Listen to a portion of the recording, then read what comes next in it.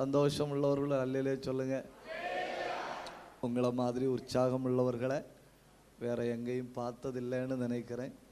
கர்த்தர் உங்களை ஆசீர்வதிப்பார். அல்லேலூயா. நல்ல சந்தோஷத்தோடு ஒரு அல்லையிலே சொல்லுங்க. சரி, நம்ம என்ன தியானிக்க போறோம்? எங்களை உயிர்ப்பியும் ஆண்டவரே சொல்லுங்க. அதாக நாம் தியானிக்க போகிறோம். ஒரு ஜனத்தை குறித்து நாம் கற்றுக்கொள்ளும்போ நாம் 3 காரியங்களை கற்றுக்கொள்ளணும். ஒன்று, அவர்களை குறித்து என்ன நினைக்கிறார்கள். நான் என்னை பற்றி என்ன நினைக்கிறேன். 2, மற்றவர்கள் அவர்களை குறித்து என்ன நினைக்கிறார்கள். நான் என்னை பற்றி என்ன நினைக்கிறேன், மற்றவங்க என்னை பற்றி என்ன நினைக்கிறாங்க. அப்புறம் ஆண்டவர் என்னை பற்றி என்ன நினைக்கிறார். எதெல்லாம் நாம் பார்க்கணும்?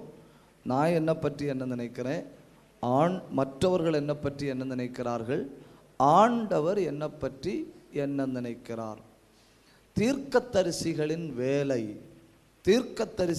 வேலை என்ன அப்படின்னா, ஆண்டவர் நம்மை பற்றி என்ன நினைக்கிறாருன்னு நமக்கு சொல்லித்தாரது யாரோட வேலை? தீர்க்கதரிசிகளுடைய வேலை. அவருடைய வேலை அதாகும். ஆண்டவர் என்னை பற்றி நான் என்ன நினைக்கிறேன்னு எனக்கு தெரியும், என்னை பற்றி மற்றவங்க என்ன நினைக்கிறாங்கன்னு எனக்கு தெரியும்.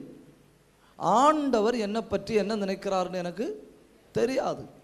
ஆண்டவர் என்னை பற்றி என்ன நினைக்கிறாருன்னு எனக்கு சொல்லித்தாருக்கு தான் தீர்க்கதரிசிகள். எதுக்கு தீர்க்கதரிசிகள்? ஆண்டவர் ஒரு தேவ பிள்ளையை பற்றி ஆண்டவர் என்ன நினைக்கிறாருன்னு, நான் உன்னை பற்றி இப்படி நினைக்கிறேன் அப்படின்னு அந்த தேவ பிள்ளைக்கு ஆவியில் உணர்த்தி கொடுப்பதற்காக தான் தீர்க்கதரிசிகளை ஆண்டவர் அனுப்புகிறார். அதனால் பழைய ஏற்பாட்டின் எந்த தீர்க்கதரிசிகளும் கர்த்தர் உன்னை வாலாக்காமல் தலையாக்குவார், உன்னை கோபுரத்தின் உச்சியில் ஏற்றுவார், உன்னை மலைக்க மேலே கொண்டு உட்கார வைப்பார் அப்படின்னு சொல்லாமல், கர்த்தர் உன்னை பற்றி இப்படி நினைக்கிறார் அப்படின்னு சொல்லி அவர்களுக்கு தீர்க்க தரிசனம் உரைக்க காரணம் அதுதான்.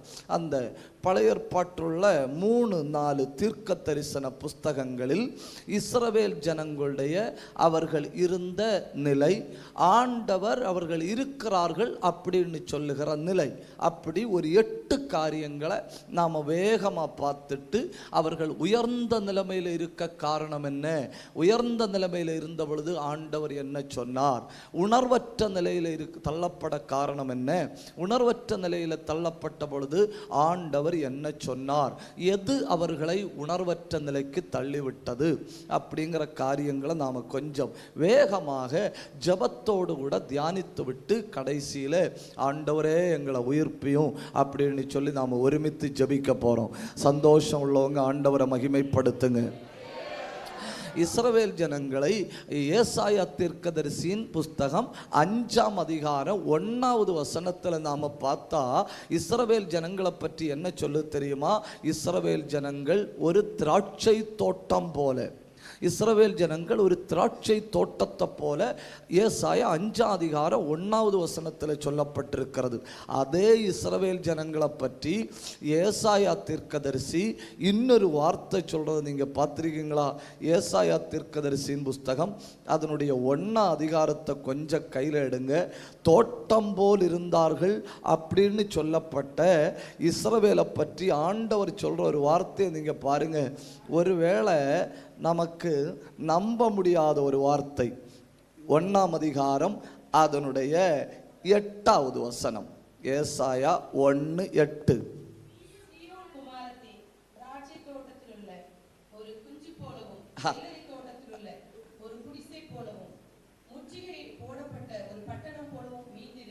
யாரு வாசிச்சாங்கன்னு தெரியல, ஒரு தடவை கூட வாசிங்க.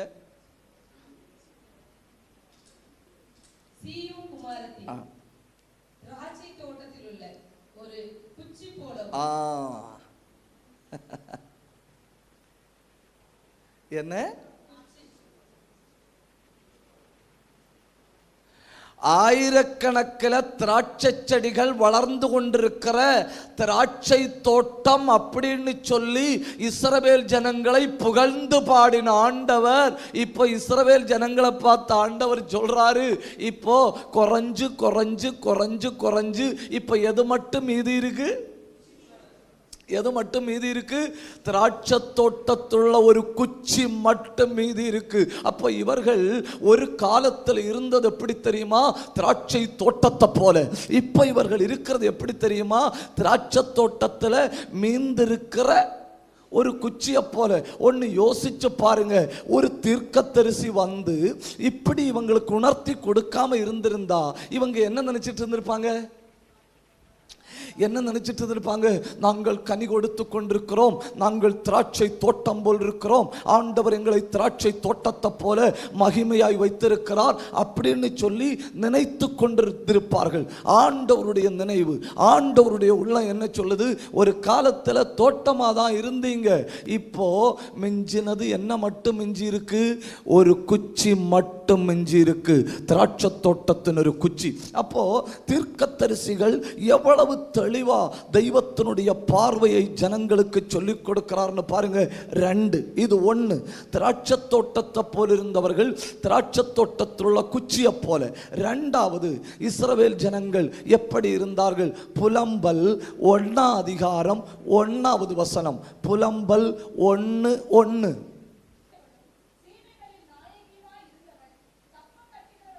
பார்த்தீங்களா? ஒரு வார்த்தையை பார்த்தீங்களா?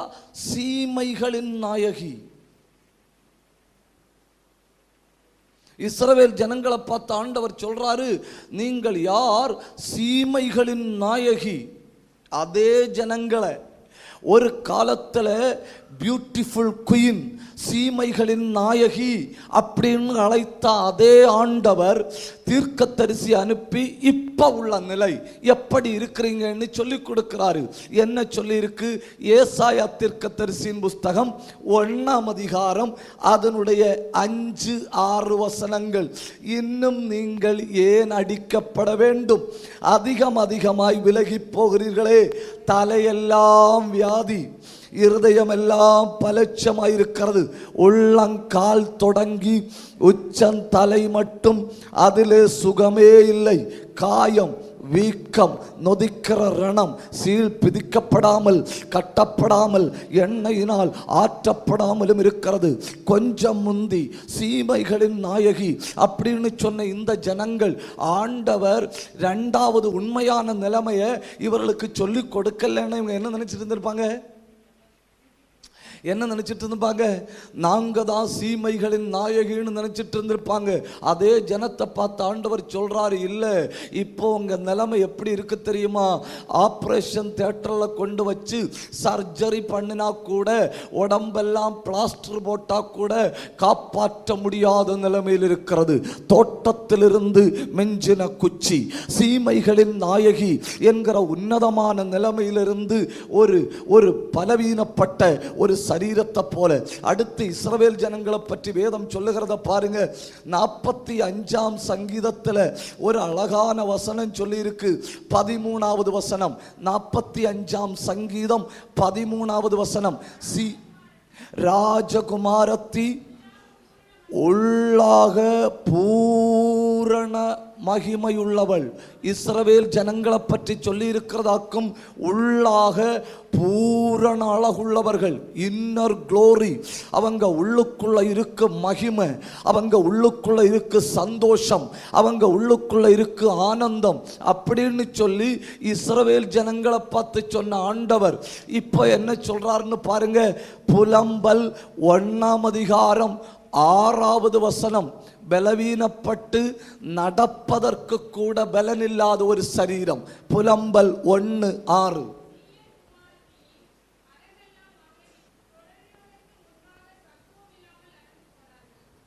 பாத்தீங்களா? சியோன் குமாரத்தி அழகு போச்சு, சத்துவம் போச்சு, பலன் போச்சு. இப்ப சொல்றாரு நடக்கிறதுக்கு கூட பலன் இல்லை. அப்போ தோட்டத்தை போல் இருந்தவர்கள் குச்சிய போல, தோட்டத்தை போல் இருந்தவர்கள் குச்சிய போல, சீமைகளின் நாயகிய போல இருந்தது நோயெல்லாம் நோய் பிடிச்ச ஒரு சரீரத்தை போல. அப்புறம் ஆண்டவர் பூரண மகிமையோட வைத்திருந்தவர்கள் பலட்சியமாகி போன ஒரு வாழ்க்கையை போல. அப்புறம் ஏசாயா தீர்க்கதரிசியின் புஸ்தகம் 1ஆம் அதிகாரம் 8வது வசனம், அரண்மனையை போல் இருந்தவர்கள் குடிசையை போல.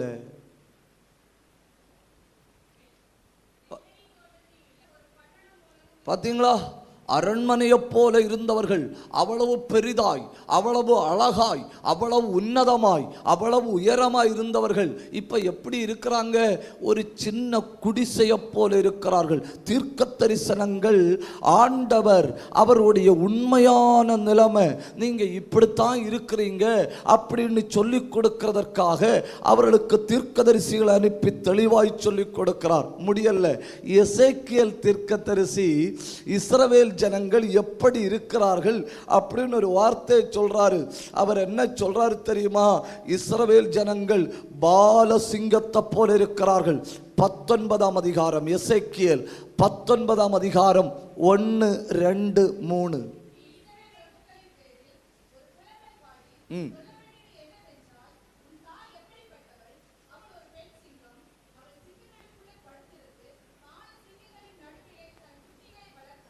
இஸ்ரவேலை பற்றி சொல்றதாக்கும். என்ன சொல்றாரு ஆண்டவர்? நீங்க என்ன நினைக்கிறீங்க? இஸ்ரவேல் ஒரு பெண் சிங்கம். இஸ்ரவேல் ஒரு பெண் சிங்கம். எசேக்கியேல் தீர்க்கதரிசி அனுப்பி பெண் சிங்கம் என்று சொன்னவர் ஏசாயாவை அனுப்பி சொல்றாரு, கழுதைகள் உங்களை விட கொள்ளான்னு. என்னன்னு இப்பதான் தீர்க்கதரிசி அனுப்பி சொன்னாரு, நீங்க சிங்கங்கள் அப்படின்னு.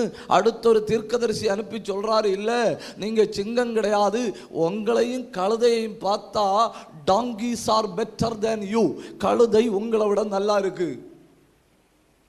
இப்படி மட்டும் ஆண்டு ஒரு தீர்க்கதரிசி அனுப்பி அவங்களுக்கு சொல்லலன்னு வைங்க, என்ன நினைச்சிட்டு இருந்திருப்பாங்க? நாங்கள் சிங்கம், நாங்கள் சிங்கம், நாங்கள் சிங்கம். அப்புறம் எங்கேயாவது ஒரு இடத்துல போய் சிங்கம்னு நினைச்சு பாயும்போ ஏதாவது ஒரு மிருகம் வலிச்சு கிழிச்சு போடும்போது தெரியும், ஐயோ என்னைக்கோ சுண்டலி ஆயிட்டோம், யாரும் சொல்லி தரலையேன்னு. புரியலையோ? புரியுறவங்க ஒரு அல்லையிலே சொல்லுங்க.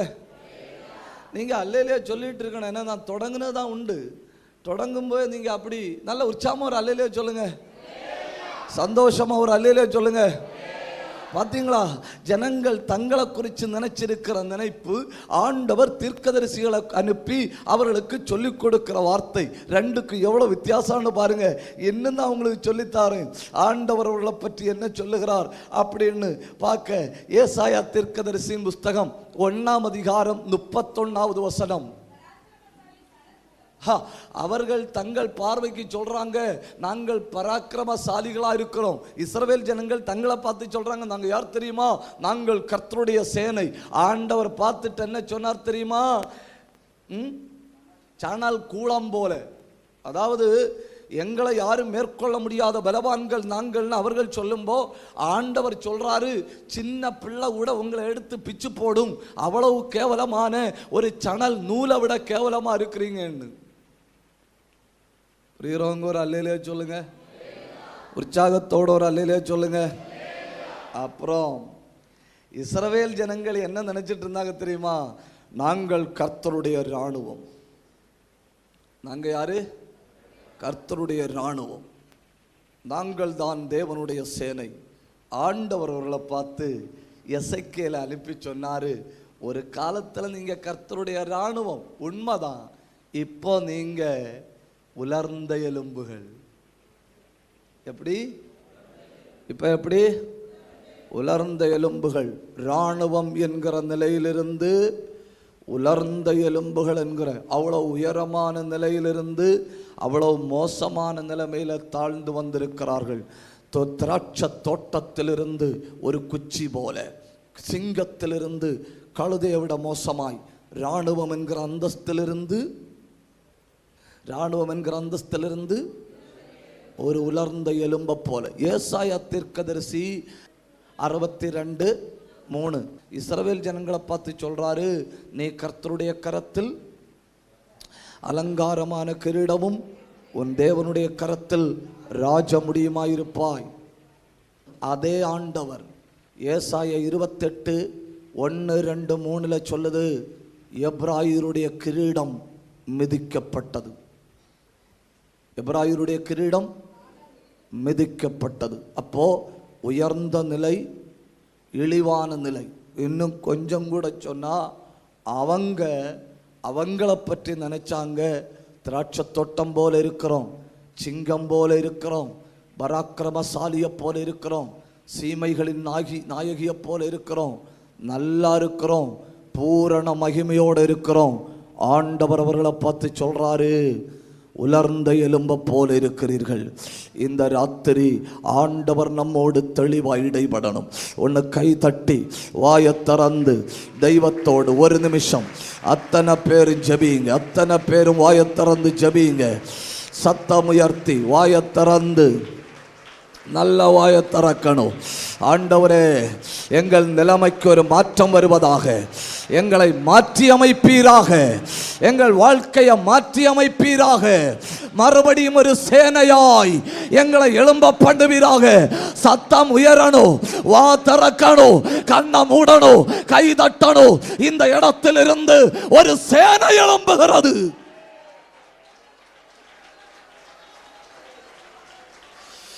அல்பதன கடகதன அடகந்தர பிரௌடபத்தன ரியாந்தல் கந்தர சந்தர பலபா ரெந்தல் கனாதன. அந்த ஆதி அனுபவத்துக்கு நேராய் நம்மை திரும்ப கொண்டு வருவாராக. ஆதியில இருந்த கிருபை, ஆதியில இருந்த வல்லமை, ஆதியில இருந்த பலன், ஆதியில இருந்த அபிஷேகம் திரும்ப வருவதாக. ஆதி நாட்கள்ல போராடினது போல போராடணும். ஆதி நாட்கள்ல ஜெபித்தது போல ஜெபிக்கணும். ஆதி நாட்கள்ல ஆவியில நிரம்பினது போல நிரம்பணும். ஆதி நாட்கள்ல ஜெயித்தது போல ஜெயிக்கணும். ஆதி நாட்களில மேற்கொண்டது போல மேற்கொள்ளணும். கிருபை. உண்மையான நிலை என்னன்னு நம்ம சொல்லியாச்சு. உண்மையான நிலை என்னன்னு நம்ம சொல்லியாச்சு. இனி 5 காரியங்களை நாம தியானிக்க போறோம். 1, உன்னதமான நிலை. சொல்லுங்க. 2, உணர்வற்ற நிலை. சொல்லுங்க. 3, மயக்க நிலை. சொல்லுங்க. 4, உயிரற்ற நிலை. சொல்லுங்க. 5, உயிர்ப்பிக்கும் ஆண்டவர். ஒரு தடவை கூட நான் சொல்றேன், உன்னதமான நிலை. என்ன நிலை? 2, உணர்வற்ற நிலை. 3, மயக்க நிலை. 4, உயிரற்ற நிலை. 5, உயிர்ப்பிக்கும் ஆண்டவர். அப்போ நாம உன்னதமான நிலைமையை பார்க்க போறோம். அதே ஜனத்தினுடைய உணர்வற்ற நிலையை பார்க்க போறோம். அதே ஜனத்தினுடைய மயக்க நிலைமையை பார்க்க போறோம். அதே ஜனத்தினுடைய உயிரற்ற நிலையை பார்க்க போறோம். உயிர்ப்பிக்கிற ஆண்டவரை கூட நாம தியானித்து ஜெபிக்க போறோம். கை உயர்த்தி ஒரு அல்லேலூயா சொல்லுங்க. சரி, உன்னதமான நிலை. யாத்திரையாகமத்தின் புஸ்தகம் 19ஆம் அதிகாரம் அதனுடைய 5வது வசனத்தை வாசிக்கிற பொழுது அந்த உன்னதமான நிலை சொல்லப்பட்டிருக்கிறது. யாத்திரையாகமம் 19ஆம் அதிகாரம் 5வது வசனம்.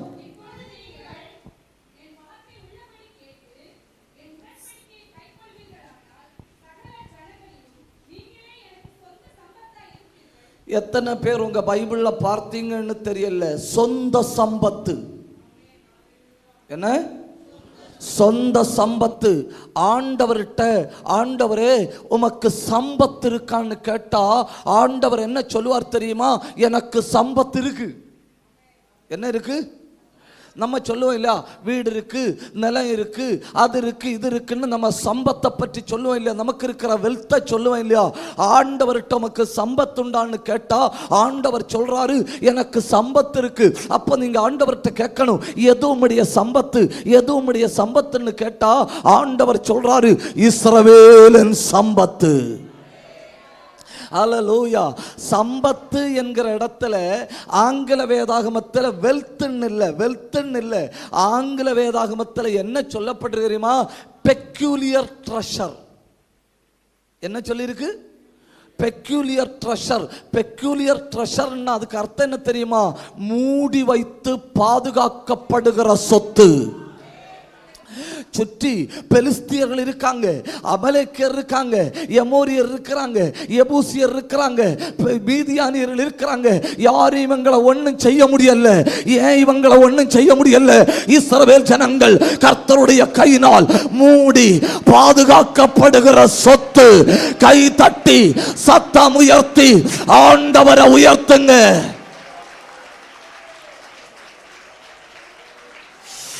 ஒரு சேனை எனக்கு விரோதமாய் வந்தாலும் எனக்கு பயம் இல்லை. யார் எனக்கு விரோதமாய் எழும்பினாலும் எனக்கு பயம் இல்லை. ஏன்னா நான் கர்த்தரால் மூடி பாதுகாக்கப்படுகிற சொத்து. அது எனக்கு தெரியும்னு சொல்றவங்க மட்டும் ரெண்டு கையை தட்டணும், வாயை திறக்கணும், அந்நிய பாஷை பேசணும், ஆவியில நிரம்பணும். உடகதன கடகதன அந்தகார வல்லமைகள் உங்களை தொட முடியாது. சத்துருவின் திட்டங்கள் உங்களை நெருங்க முடியாது. இருள் உங்களை ஒண்ணு செய்ய முடியாது. கடல் கண்டு விலகி ஓடிட்டு யோர்தான் பின்னிட்டு திரும்பினது. ஏன்னா நாங்கள் கர்த்தரால் மூடி பாதுகாக்கப்படுகிற சொத்து.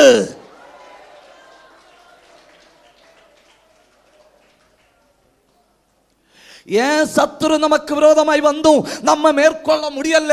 ஏன் பிரச்சனை நமக்கு விரோதமாய் வந்தும் நம்மை மேற்கொள்ள முடியல? ஏன் எதிராளி நமக்கு விரோதமாய் வந்தும் நம்மளை மேற்கொள்ள முடியல? ஏன்னா நாம் கர்த்தருடைய கரத்தால் மூடி பாதுகாக்கப்படுகிற அவருடைய சொத்து. வாய் திறந்து 2 நிமிஷம் ஆவியில நிரம்பி ஆண்டவரை மகிமைப்படுத்துங்க. அத்தனை பேரும் அந்நிய பாஷை பேசணும். அல்காரா ஷகதாரா ரியாந்தாரபா உடஹந்தாரபா. இந்த கூடாரத்தில் கர்த்தருடைய ஆவியானவர் பலமாய் இறங்குகிறார்.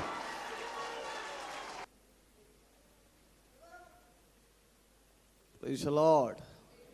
கை உயர்த்தோர் அல்லேலூயா சொல்லோ. நமக்கு உலகத்தில் விலமதிக்க முடியாத ஒரு பெரிய சொத்து நமக்கு இருக்குன்னு வைங்க. ரொம்ப பாதுகாப்பான இடத்துல இல்லையே வச்சிருப்போம். யாரும் தொட முடியாத இடத்துல இல்லையே வச்சிருப்போம். யாரும் நெருங்க முடியாத இடத்துல இல்லையே வச்சிருப்போம். அவர் நம்மை எங்க வச்சிருக்கிறார் தெரியுமா? நம்மை தேவனுக்குள் கிறிஸ்துவில் மறைத்து வைத்திருக்கிறார். நம்முடைய ஜீவன் அவருக்குள் மறைந்திருக்கிறது. வா திறக்க கிருபை பெற்றவர்கள் வா தரைங்க. ஆவியில நிரம்ப கிருபை பெற்றவர்கள் ஆவியில நிரம்புங்க. உங்க ஜீவன் கிறிஸ்துவுக்குள் மறைந்திருக்கிறது. அவர் உங்களை உள்ளம் கையில வரைந்திருக்கிறார்.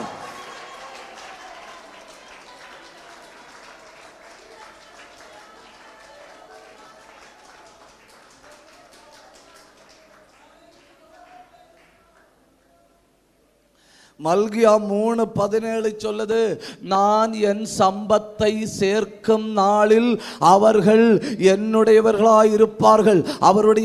அவர் பரலோகத்தில் இருக்கிறாரு. அவருடைய சம்பத்து பூமியில இருக்கு. அவர் ஒரு நாள் குறித்திருக்கிறார். எதற்கு தெரியுமா? தம்முடைய சம்பத்தை சேர்த்து தம்மோடு கூட வைத்திருக்கும்படி. அப்போஸ்தல நடபடிகள் 20ஆம் அதிகாரம் 28வது வசனம். நான் போன பின்பு உங்களுக்குள்ள கொடிய ஓநாய்கள் வரும் அப்படின்னு சொல்லி ஆலோசனை கொடுக்கிற பவுல் தேவ ஜனத்துக்கு சொல்லுகிற ஆலோசனையை பாருங்க. அவர் தம்முடைய சொந்த இரத்தத்தினாலே சம்பாதித்த அவருடைய சபை. தெய்வத்துக்கு இந்த பூமியில சம்பாத்தியம் உண்டு. தெய்வத்துக்கு இந்த பூமியில சொத்துண்டு. இந்த உலகத்தில் எங்கெல்லாம் ரட்சிக்கப்பட்ட தேவ பிள்ளைகள் உண்டோ அவர்கள் எல்லாம் இந்த பூமியில அவருடைய சொத்து. நான் அவருடைய சொத்துன்னு சொல்றவங்க மட்டும் கை தட்டி வாயை திறந்து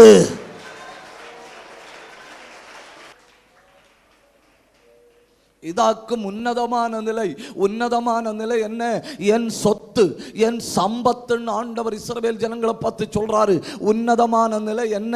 என் கரத்தின் அலங்காரமான கிரீடம், என் கரத்தில் ராஜ முடி அப்படின்னு ஆண்டவர் சொல்றாரு. இது அவங்க உன்னதமான நிலை. நான் மூடி பாதுகாக்கிற என்னுடைய பொக்கிஷம் அப்படின்னு ஆண்டவர் சொல்றாரு.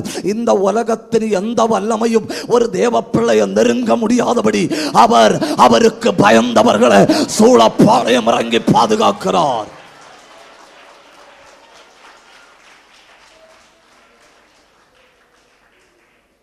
உன்னதமான நிலையிலிருந்து, உயர்ந்த நிலையிலிருந்து உணர்வற்ற நிலை.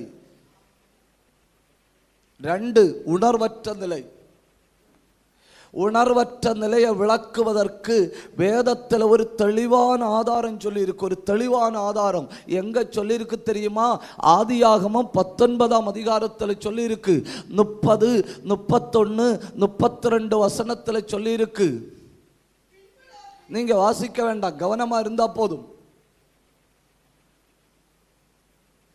ஆபிரகாமோடு கூட இருந்து ஆபிரகாம் எப்படி ஆண்டவருக்கு பலியிடுறாரு, எப்படி ஆண்டவரை துதிக்கிறாரு, எப்படி ஆண்டவரை சேவிக்கிறாரு, ஆண்டவர் ஆபிரகாம் இடத்துல இறங்கி வந்து பேசுறது, கர்த்தர் ஆபிரகாம் நடத்தி வாரது, இதெல்லாம் கூட இருந்து காண்கிறான் லோத்து.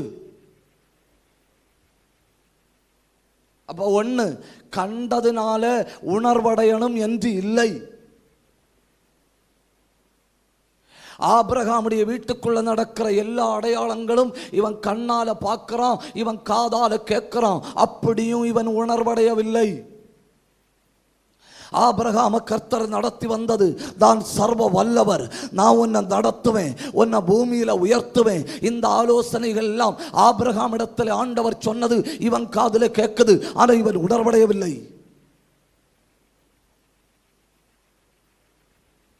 ஆபிரகாமை விட்டு இவன் பிரிந்து போன பின்பு இவனை சத்துருக்கள் பிடித்து கொண்டு போகிறார்கள்.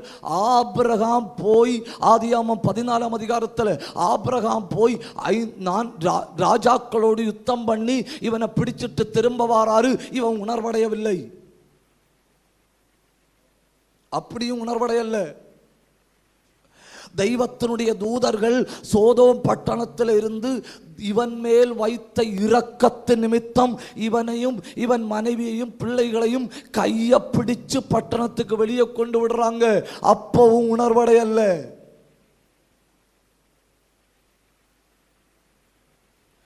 கல்யாணம் பண்ணி கூட குடும்பம் நடத்துகிற மனைவி உப்பு தூணாய் மாறினாள், அப்பொழுதும் உணர்வடையவில்லை. எத்தனை வாய்ப்பு இல்லையா? எந்த வாய்ப்புல இவன் உணர்வடையல்ல. இப்போ பிள்ளைகளை கூட்டிக் கொண்டு சோவார்ல குடியிருக்க பயந்து ஒரு குகையில போய் தங்கியிருந்தான்.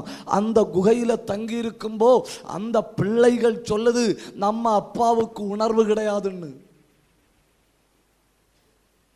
அடுத்த 2 வசனங்களிலே சொல்லியிருக்கு, அவன் உணராதிருந்தான்.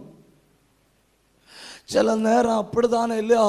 தேசத்துல என்ன நடக்குது என்கிற உணர்வு நமக்கு இல்லை, சபையில் என்ன நடக்குது என்கிற உணர்வு நமக்கு இல்லை, நம்முடைய வீட்டுக்குள்ள என்ன நடக்குது என்கிற உணர்வு நமக்கு இல்லை, நமக்கே என்ன நடக்குது என்கிற உணர்வு நமக்கு இல்லை. ஆண்டவர் தம்முடைய ஆவி அனுப்பி ஒரு மனுஷனை உணர்த்தினால் ஒழிய அவன் உணர்வடைவதில்லை. இந்த ராத்திரி தேவன் தமது பரிசுத்த ஆவி அனுப்பி நம்மை உணர்வுள்ளவர்களாக்குகிறார்.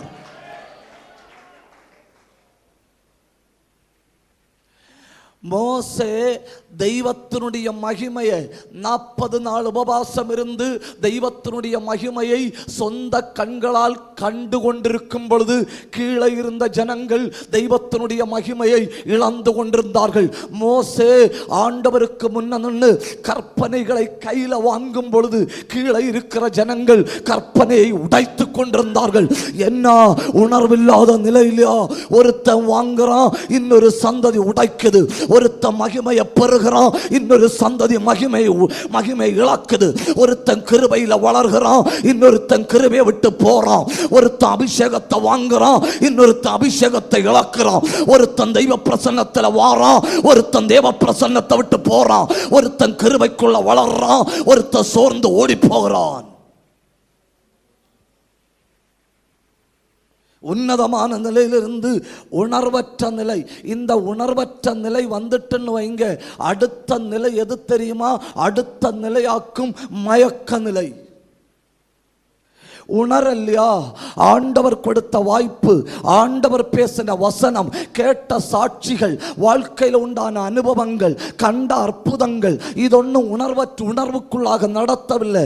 உணர்வு அடையாததுனால அடுத்து என்ன நடக்குது? உணர்வற்றவர்கள் மயக்க நிலைமைக்கு தள்ளப்படுகிறார்கள். 5 காரியங்கள் தேவ ஜனத்தை மயக்குவதற்கு வாய்ப்புண்டு. 5 காரியங்கள் தேவ ஜனத்தை மயக்குவதற்கு வாய்ப்புண்டு. 5 காரியங்களையும் நாம் நான் வேகமா டக்கு டக்குன்னு சொல்றேன். இந்த 5 காரியங்களும் எந்த மனுஷனையும் மயக்க வாய்ப்புண்டு. கலாத்தியர் 3ஆம் அதிகாரம் 1வது வசனம். கலாத்தியர் 3:1.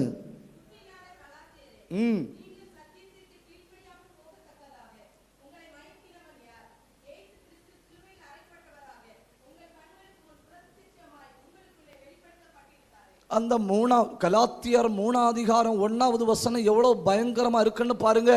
மலையாள பைபிளில் என்ன சொல்லியிருக்கு தெரியுமா? மலையாள பைபிளில் சொல்லியிருக்கு, நான் கிறிஸ்துவை உங்கள் கண்களுக்கு முன்பாக வரைச்சு காட்டி தந்தேன். எப்படி காட்டி தந்தேன்? வரைச்சு காட்டி தந்தேன். அவர் இப்படி, அவர் பட்ட காயம் இப்படி, அவர் அடிக்கப்பட்டது இப்படி. ஒருத்தன் இயேசுவை வரைச்சு காட்டி கொடுக்கணும்னா அவன் எவ்வளவு அவரை நேசிச்சு அவர் அப்படி தனக்குள்ள உள்வாங்கி இருப்பான் இல்லையோ? அவரை நேசிச்சு நேசிச்சு நேசிச்சு அவரை அறிஞ்சு அறிஞ்சு அறிஞ்சு பக்கத்தில் இருக்கிற ஒரு ஆளை விட அதிகம் பரலோகத்தின் தேவனை அறிஞ்சதுனால அவன் சொல்றான், கிறிஸ்துவை நான் உங்களுக்கு வரைச்சு காட்டினேன்.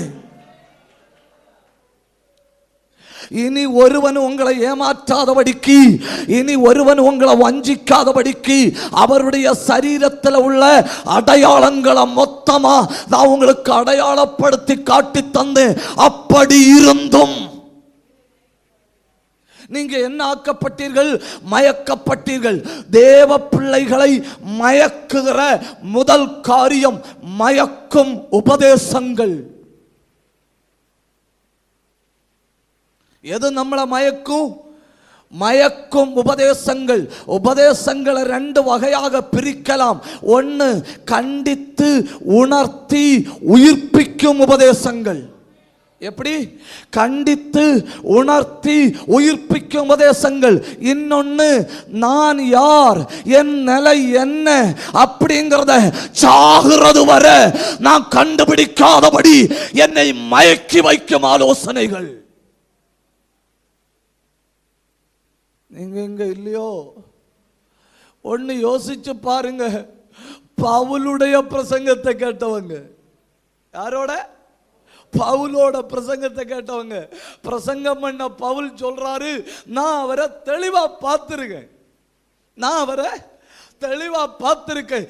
எல்லாருக்கும் பின்பு அகலாப்பிரவியான எனக்கும், ஐயோ மெதுவா சொல்லுங்க, மெதுவா சொல்லுங்க, எல்லாருக்கும் பின்பு.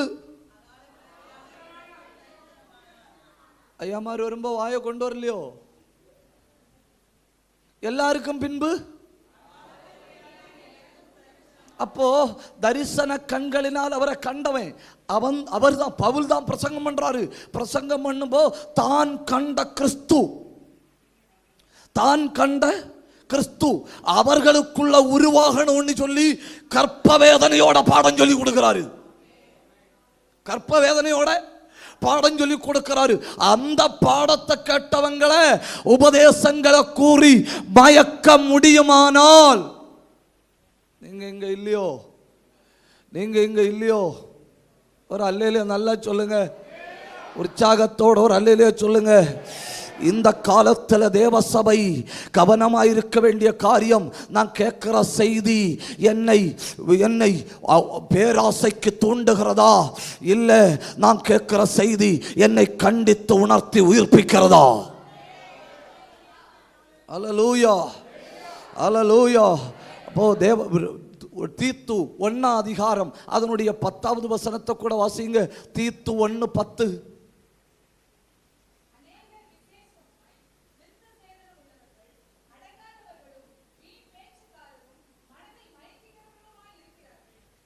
பார்த்தீங்களா? அன்னைக்குள்ள தேவ பிள்ளைகள் எதிர்கொண்ட மிகப்பெரிய பிரச்சனை என்ன?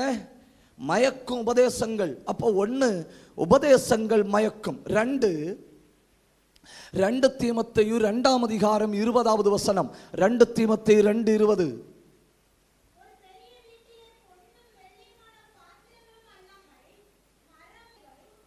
26 வாசிங்க.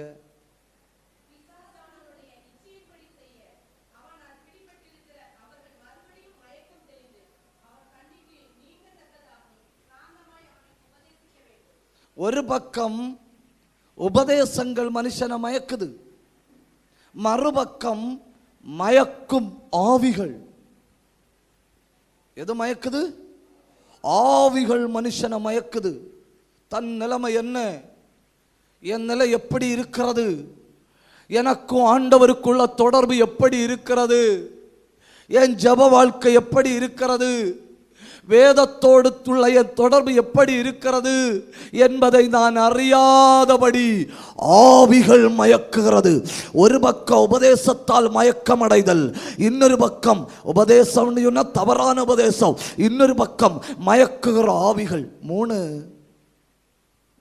2 பேதுரு 2ஆம் அதிகாரம் 14வது வசனத்தை வாசிங்க.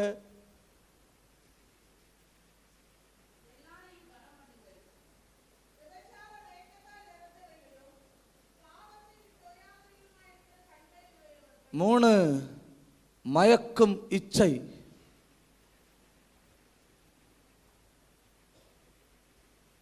1, மயக்கும் ஆலோசனைகள். 2, மயக்கும் ஆவிகள். 3, மயக்கும் இச்சை. சிம்சோனுக்கு என்ன பிரச்சனை? பிறப்பதற்கு முன்னே தகப்பனார் ஆண்டவர்கிட்ட கேட்கிறாரு, நீ பிறக்க போகிற பிள்ளையை எப்படி வளர்க்கணும்னு நீர் சொல்லி தரல. அப்போ ஆண்டவர் அவனுக்கு சொல்லிக் கொடுக்கிறாரு. அவன் தாயின் வயிற்றில் இருக்கும் பொழுது நசரேயனாயிருப்பான். அப்படி ஆண்டவர் ஆலோசனையை சொல்லிக் கொடுக்கிறாரு. தெய்வத்தினுடைய கையில இருந்து how to train the child, இந்த பிள்ளைய வளர்ப்பது எப்படின்னு ஆலோசனை பெற்று வளர்த்தார்கள்.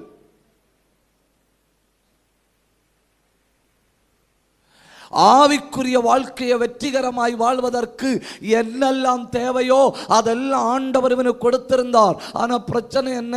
சத்துரு ஒரு விதையை உள்ள போட்டுட்டான். ஒரு பக்கம் அபிஷேகம் வளருது, இன்னொரு பக்கம் சத்துரு போட்ட விதை வளருது. ஒரு பக்கம் கிருபை வளருது, இன்னொரு பக்கம் சத்துரு போட்ட விதை வளருது. ஒரு காலத்தில் என்ன ஆச்சு தெரியுமா? அந்த விதை வளர்ந்து கிருபையை மிதிக்க தொடங்கினது.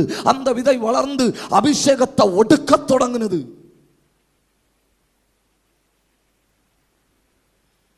கடைசி வர உணர்வடைய முடியாமல் மயக்க நிலைமையில் இருந்தான். மயக்கம் இச்சை. ஒரு பக்கத்தில் இருந்து ஆவிகள் மனுஷனை மயக்குது, இன்னொரு பக்கத்தில் இருந்து வேதத்தில் கூறப்படாத உபதேசங்கள் மனுஷனை மயக்குது, இன்னொரு பக்கத்தில் இருந்து இச்சை மனுஷனை மயக்குது. அதோட முடிஞ்சு போச்சுன்னு நினைக்காதுங்க. அடுத்து எது மயக்கம் தெரியுமா? மத்தேயு 13ஆம் அதிகாரம் 22வது வசனம். மத்தேயு 13:22.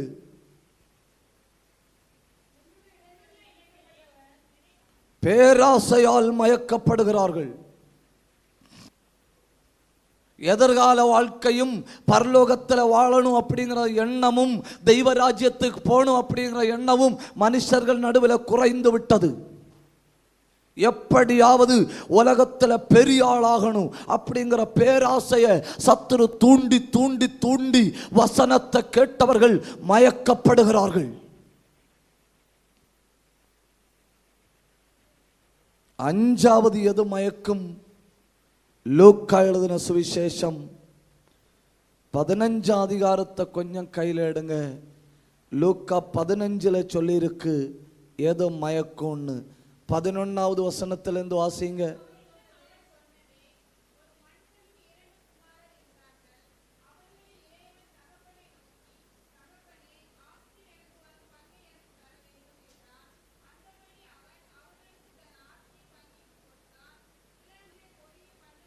சுகபோகமான வாழ்வு மனுஷனை மயக்குது.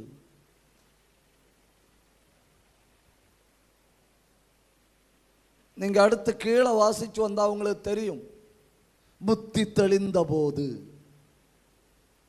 என்ன? அப்ப அதுவரை அவன் என்ன நிலைமையில இருந்திருக்கான்?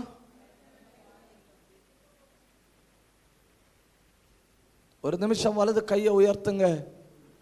அநேகருடைய மயக்கம் தெளியும்படி ஒரு வார்த்தை வாயை திறந்து ஜெபிங்க. நான் பேசினதெல்லாம் வெறும் வசனம், வெறும் வசனம். கையை உயர்த்தி ஆண்டவரை பார்த்து ஜெபிங்க. ஆண்டவரே, இந்த கூடுகையில் சிலர் மயக்கம் தெளிவார்களாக, எங்க குடும்பத்தில் சிலர் மயக்கம் தெளிவார்களாக. வா திறந்து ஜெபிங்க. சத்தம் உயர்த்தி ஜெபிங்க. அப்படிப்பட்ட சிலர் மயக்கம் தெளியணும். இந்த ராத்திரி சிலர் மயக்கம் தெளியணும். ஆண்டவரே, உடரபலபரி அந்தரபலபா ரேந்தல் கபரபலபா சந்தரபலபா அல் கபரபலபரபலபா ரேந்த பிரௌடபரபலபா. சில இருதயங்களை ஆவியானவர் தட்டுகிறார், சில வாழ்க்கைகளை ஆவியானவர் தட்டுகிறார். நல்ல கை தட்டி சத்தம் உயர்த்தி வாயை திறந்து அது நகடகத நகமல் கதரபலபா ரியாந்த பிரௌடப துரபலபரபலபா அந்தல் கபரபல சந்தரபலபா ரெந்தல் கனாதனா அல் காந்த ரிகதனா பிரௌடபதனா. சத்தத்தை உயர்த்துங்க. வாயை திறந்து கூப்பிடுங்க. அநேகர் தொடப்படுகிறார்கள், அநேகர் உணர்த்தப்படுகிறார்கள், அநேகர் மேலே தேவ பிரசன்னம் இறங்கி வருகிறது.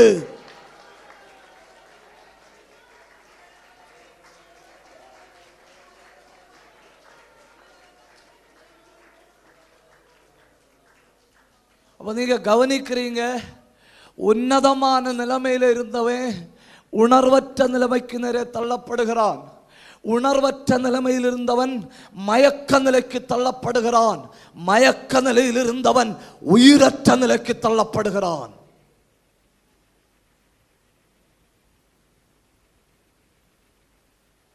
இப்ப பைபிள்ல எதாக்கு மரணம்? பைபிள்ல எது மரணம்? நான் பைபிளில் இருந்து 5 பகுதிகளை உங்களுக்கு டக்குன்னு காட்டித்தாரேன். பைபிளில் எது மரணம்? 1, எதாக்கும் பைபிளில் மரணம்? வெளிப்படுத்தின விசேஷம் 3ஆம் அதிகாரம் 1வது வசனம். வெளிப்படுத்தல் 3:1. உயிருள்ளவன் என்று பெயர் கொண்டும் நீ விழித்து கொண்டு. அப்ப சொல்லுங்க, எது மரணம்? எது மரணம்? ஆவிக்குரிய வாழ்க்கையில் விழிப்பு அற்ற நிலை. எது மரணம்? ஆவிக்குரிய வாழ்க்கையில் விழிப்பு அற்ற நிலை. மனுஷகுமாரன் எந்த நேரத்திலையும் வருவார். விழித்திருக்கிறவனாய் காணப்படுகிறவன் பாக்கியவான். அப்படின்னா தேவ பிள்ளைகள் எல்லா நேரமும் விழிப்போடு இருக்கணும். விழித்த நிலையில் இல்லாதிருக்கிற சபையை பார்த்து, மனுஷனை பார்த்து ஆண்டவர் சொல்றாரு, உயிருள்ளவன் என்று பெயர்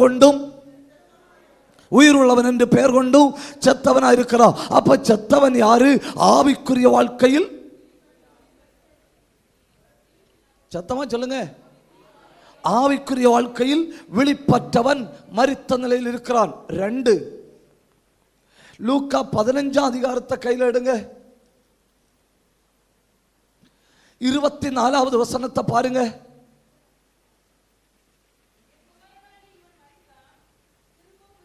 இளையகுமாரன் உண்மையிலே செத்து போனானா?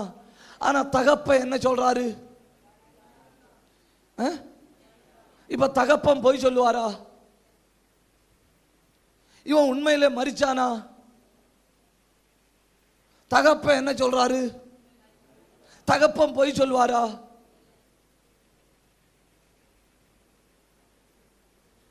இவன் மரிக்கலன்னு நீங்க சொல்றீங்க, இவன் மரிச்சான்னு தகப்பன் சொல்றாரு. தகப்பன் போய் சொல்லலன்னு நீங்க.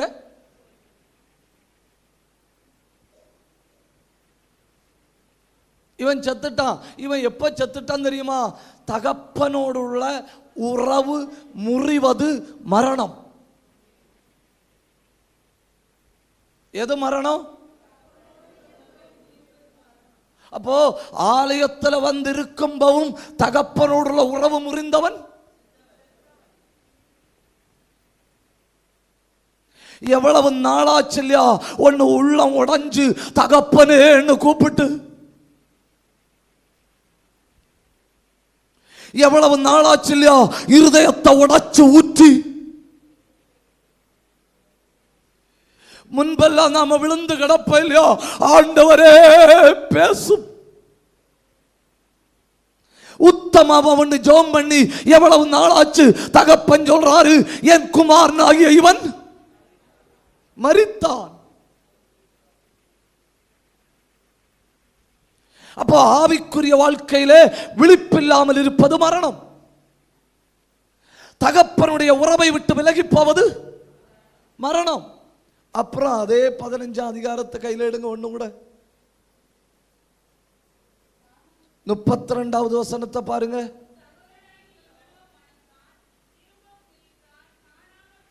இருபத்தி 2வது வசனத்துல மரிச்சது யாரு?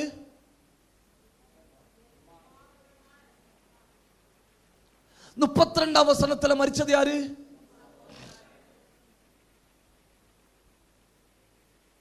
அப்படின்னா துணிகரமா ஆவிக்குரிய சகோதர உறவை விட்டு போவது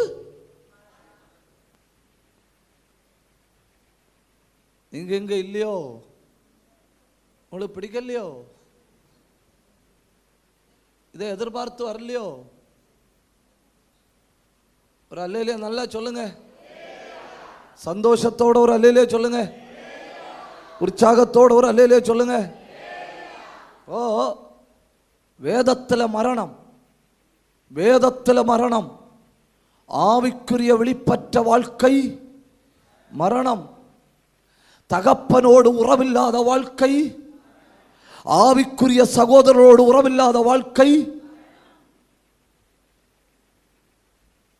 அப்புறம் ஆதியாகமத்தின் புஸ்தகத்தை எடுங்க, 45 அதிகாரத்தை எடுங்க,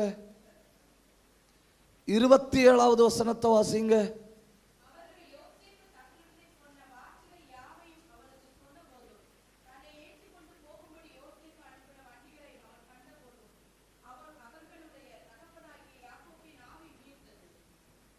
எத்தனை பேருக்கு பைபிள்ல யாக்கோபின் ஆவி உயிர்த்தன்னு சொல்லி இருக்கு?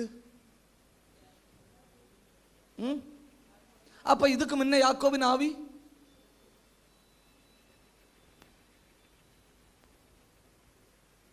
வீட்டு காரியங்களை எல்லாம் நல்லா பார்க்கிறாரு, டைமுக்கு சாப்பிடுறாரு, சம்பாதிக்கிறாரு, வேலை செய்யறாரு, எல்லாம் செய்யறாரு. ஆவி தன் கடமைகள் எல்லாம் நேர்த்தியா செய்யறாரு, தன் கடமைகள் எந்த குறையும் வைக்கல, தன் கடமைகள் சரியா நடக்கிறது. ஆனா யாக்கோபு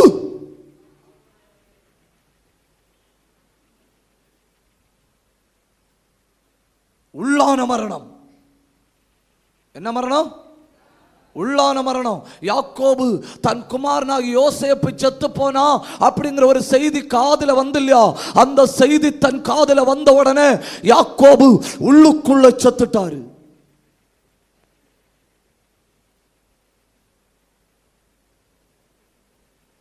அது எப்படி யோசேப்பு செத்து போனான்னு சொன்ன உடனே யாக்கோபு மரிக்க முடியும்?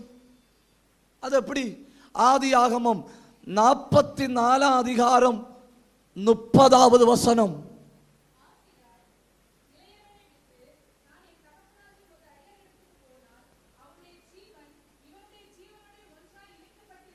பாத்தீங்களா? யாக்கோபுடைய ஜீவனும் இளைய குமாரனுடைய ஜீவனும் ஒன்றா இணைக்கப்பட்டிருக்கு. இப்ப பென்யமீன் பிறக்கக்கு முன்னே யாக்கோபுடைய ஜீவனும் யோசேப்புடைய ஜீவனும், யோசேப்பு மரித்து போனான்ங்கிற செய்தி யாக்கோபுடைய காதுக்கு வருவதற்கு முன்னே யாக்கோபுடைய ஜீவனும்.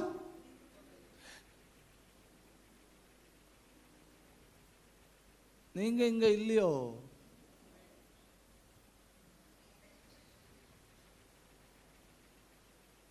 யாக்கோபுடைய ஜீவனும் யோசேப்புடைய ஜீவனும் ஒன்றா இருந்தது. இப்ப யாக்கோபு யோசேப்பு செத்து போனாங்கிற செய்தி யாக்கோபுடைய காதுல வந்த உடனே செத்தது யாரு? யாக்கோபு. எங்க செத்தான்? ஆவியில செத்துட்டான். ஆவியில செத்த ஆட்கள் கைதட்ட முடியும், ஆவியில செத்த ஆட்கள் பாட்டு பாட முடியும், ஆவியில செத்த ஆட்கள் சோத்திரம் சொல்ல முடியும், எல்லாம் முடியும்.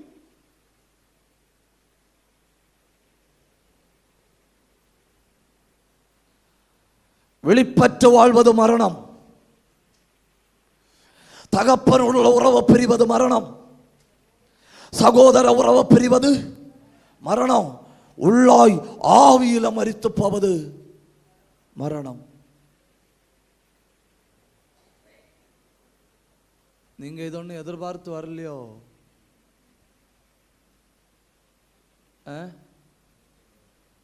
வரலையோ? சந்தோஷமா ஒரு அல்லேலியா சொல்லுங்க.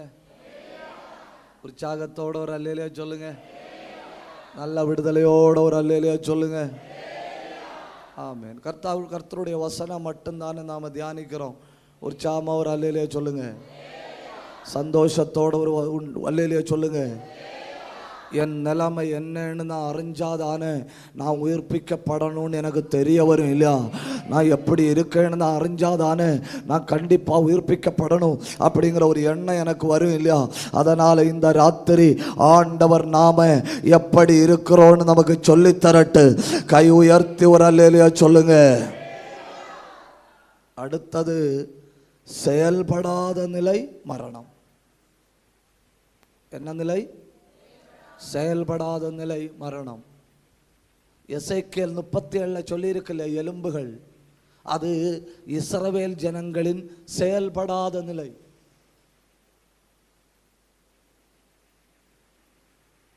ஆண்டவரை ஏற்றுக்கொண்டேன், ரட்சிக்கப்பட்டேன், சபையில் இணைஞ்சிட்டேன், கர்த்தருக்காக செயல்படலைன்னா மரணம். உயிரற்ற எலும்பும் நாமளும் சமம்.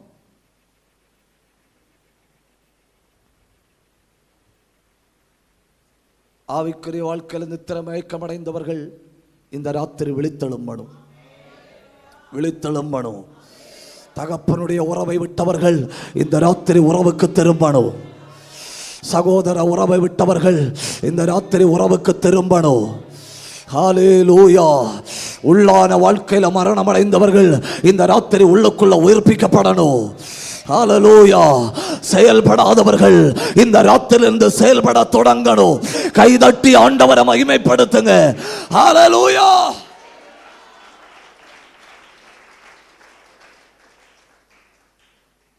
அடுத்து கட்டளைகளை மீறுவது மரணம்.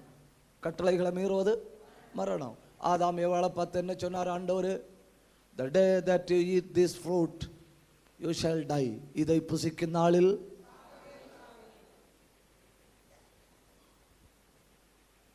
ஆண்டவருடைய கற்பனை இருக்கு இல்லையா, அதை விட்டு தள்ளுவது மரணம். நாம் உயிர்ப்பிக்கப்பட வேண்டியது எவ்வளவு முக்கியம் இல்லையா? புரியுதா? ஒரு அல்லேலூயா சொல்லுங்க. நல்ல உற்சாகமா ஒரு அல்லேலூயா சொல்லுங்க.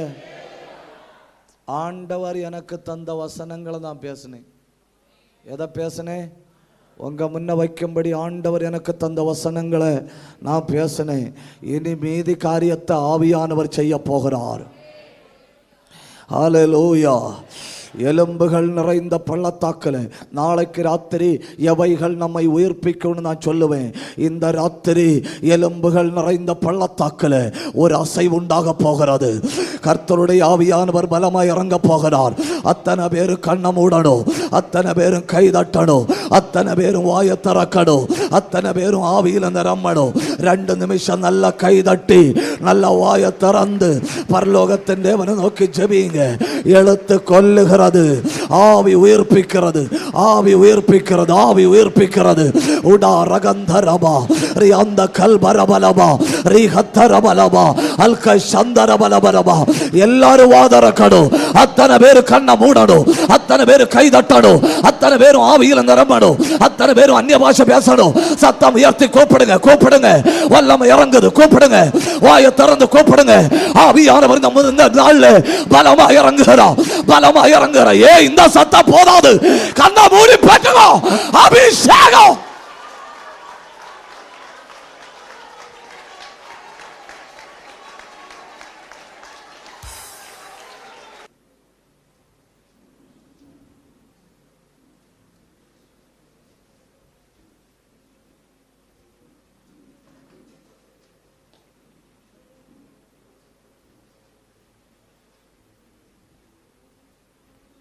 ஒரு நிமிஷம் கவனிங்க, ஒரு நிமிஷம் எல்லாரும் கவனிங்க. நான் கலப்பில்லாம இந்த நாளில் தெய்வத்தினுடைய வசனத்தை உங்க நடுவில் பேச காரணம், நம்முடைய உண்மையான நிலைமை ஆண்டவர் நமக்கு சொல்லி தந்தாதானே நமக்கு தெரியல. நீ ஆசீர்வாதமாக இருப்பாள்னு சொல்லி தந்து கடைசியில் ஆண்டவர் நான் உங்களை அறியேன்னு சொன்னா, நம்முடைய உண்மையான நிலைமையை காட்டித்தாரது நல்லது இல்லையா? நம்முடைய இருதயங்கள் வசனத்தினால குத்தப்படுறது நல்லது இல்லையா? தேவாவியானவர் நம்மளை உணர்த்தி பேசுறது நல்லது இல்லையா? ஒரு சகோதரனா நினைச்சுக்கிடுங்க. நான் உயிரடைய விரும்புறேன்னு சொல்றேங்க, எல்லாரோட கையை உயர்த்தி காட்டுங்க. என்ன பயங்கரமா இருக்குல்ல, எல்லாம் கையும் உயர்ந்துலையா?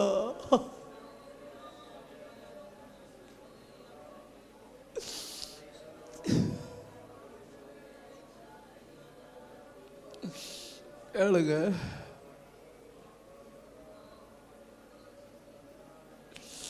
என்ன உயிர்ப்பிக்கப்பான்னு சொல்லுங்க.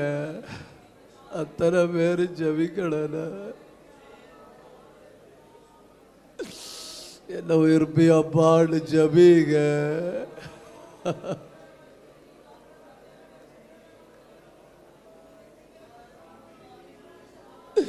நான் இப்படி திரும்பி போக விரும்பலப்பா.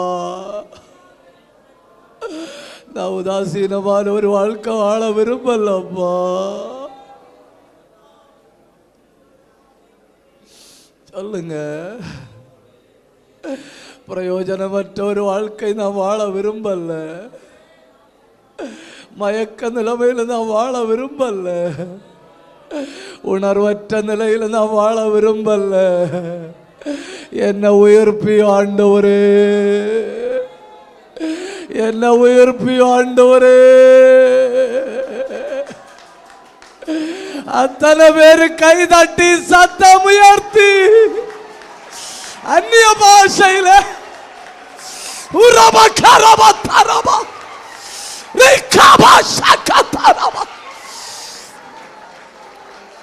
அவரை பிடிங்க, அவரை பிடிங்க.